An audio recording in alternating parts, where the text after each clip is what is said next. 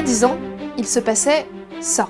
The subprime crisis. Subprime crisis. Subprime. The subprime. Subprime. The stock market is now down 21%. Because we're now down 43%. Sectors, Apple's under pressure, Yahoo down 8.5%, Cisco 6.5%. We are in the midst of a serious financial crisis. What started in America last year has now spread to every part of the world. As a result, our entire economy is in danger. Selon ce monsieur, la crise des subprimes aurait pu terminer comme la Grande Dépression de 1929, c'est-à-dire un effondrement de la finance mondiale et un désastre économique et social.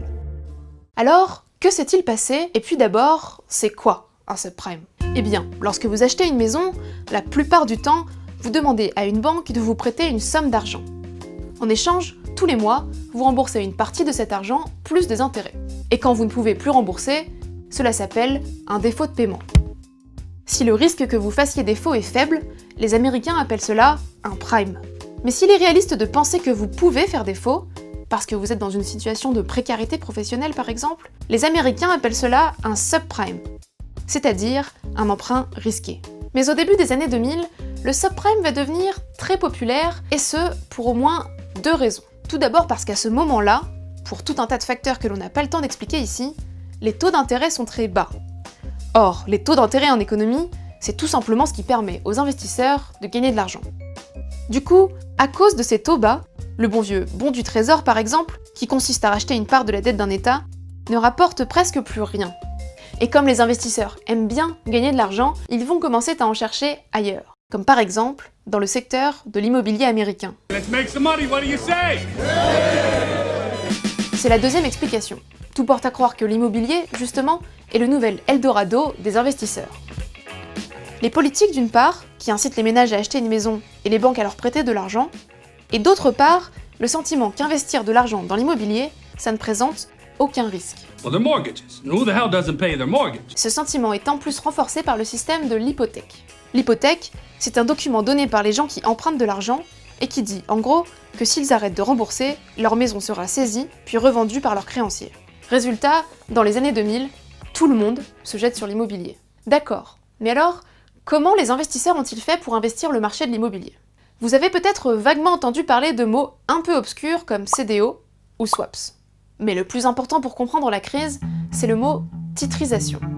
Concrètement, cela veut dire que l'on transforme les créances des banques en titres, c'est-à-dire en objets virtuels qui a de la valeur sur le marché financier.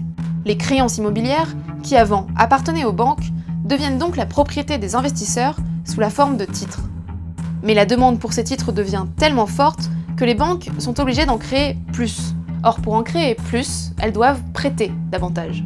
Et pour prêter davantage, elles ont recours à des prêts de plus en plus risqués, les subprimes. Mais tu sais pas ce que j'ai fait hier? J'ai investi dans l'immobilier. Ah ouais, ça rapporte ça? Attends, tu rigoles? T'as entendu parler des subprimes? C'est le truc que les banques elles vendent en ce moment.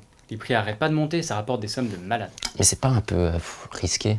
Parce que le problème avec les pauvres, c'est qu'au bout d'un moment, ils s'arrêtent de rembourser, non? Non, justement, c'est ça le truc. S'ils arrêtent de rembourser, leurs maisons elles sont hypothéquées, on les revend, et du coup on perd rien du tout. Ouais, c'est pas con. Et en plus de ça, j'ai pris une assurance, donc il y a genre 0 risque. La semaine dernière, je crois que je me suis fait un truc comme 25 millions. Combien? 25 millions. Et il en resterait pas un peu à vendre à ton banquier? Pendant plusieurs années, les investisseurs spéculent et gagnent beaucoup d'argent grâce à l'immobilier. Et comme la demande augmente, les prix, eux, grimpent très vite. Trop vite. C'est ce qu'on appelle une bulle spéculative.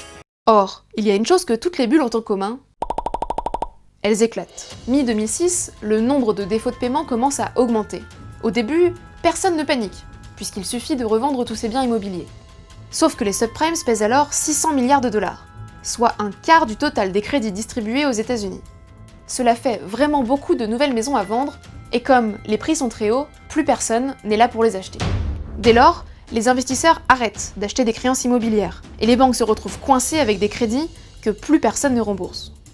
Dès 2007, plusieurs annoncent qu'elles sont en faillite. Les investisseurs, eux, qui avaient misé beaucoup d'argent, se mettent à tout perdre. Sans oublier les traders, qui s'étaient mis à parier massivement sur la valeur de tous ces titres. La suite, tout le monde la connaît. Septembre 2008, Lehman Brothers, l'une des banques d'investissement les plus vieilles et les plus puissantes au monde, déclare qu'elle est en faillite. Octobre, les États-Unis annoncent un plan de sauvetage du système financier américain. Dans les mois qui suivent, la crise devient mondiale. Les États dépensent des centaines de milliards de dollars pour sauver leurs banques et l'économie. Alors, 10 ans plus tard, une telle crise pourrait-elle se reproduire?